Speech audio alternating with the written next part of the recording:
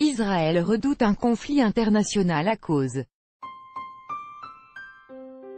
de crocodiles. L'autorité israélienne appréhende un conflit international à cause de crocodiles qui, installés dans une ferme de la vallée du Jourdain, devaient attirer les touristes qui ne sont pourtant jamais venus à cause des conflits.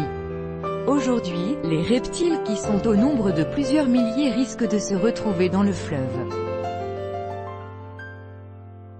Les autorités israéliennes redoutent un conflit international engendré par des crocodiles, a annoncé la chaîne Sky News. En effet, plusieurs reptiles ont été acheminés il y a une vingtaine d'années dans la vallée du Jourdain, qui sert de frontière entre Israël et la Cisjordanie.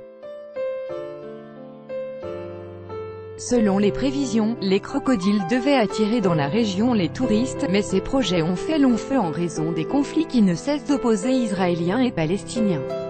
Or, les reptiles semblent se plaire dans leurs fermes et ne cessent de proliférer, ce qui risquerait de porter prochainement leur nombre à plusieurs milliers. Je ne veux même pas penser à ce qui se passera si les crocodiles s'évadent et atteignent le Jourdain, cela provoquera un conflit international, a fait remarquer David Elaïni, directeur du conseil régional de la vallée du Jourdain. Un seul ouvrier travaille aujourd'hui à la ferme et nourrit les reptiles, mais ses efforts sont insuffisants pour les retenir.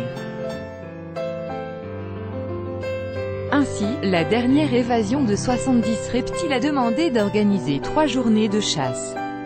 Le bureau du gouvernement israélien pour la coordination des activités dans les territoires en conflit a déclaré pour sa part chercher les moyens de résoudre le problème afin d'empêcher les crocodiles de se retrouver dans le Jourdain. La situation dans la région s'est brusquement dégradée mercredi soir.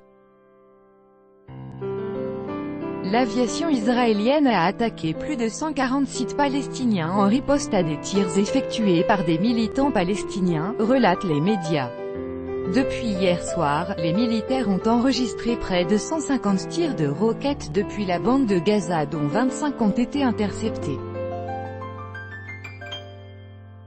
Cette nouvelle escalade de tensions a été provoquée par la mort de 2 militants du Hamas tués lundi par les tirs d'un char israélien. Selon les militaires israéliens, les tankistes ont neutralisé 2 snipers qui tiraient sur des soldats déployés sur la frontière. Le Hamas a affirmé qu'il s'agissait d'un entraînement et a promis de venger ses militants.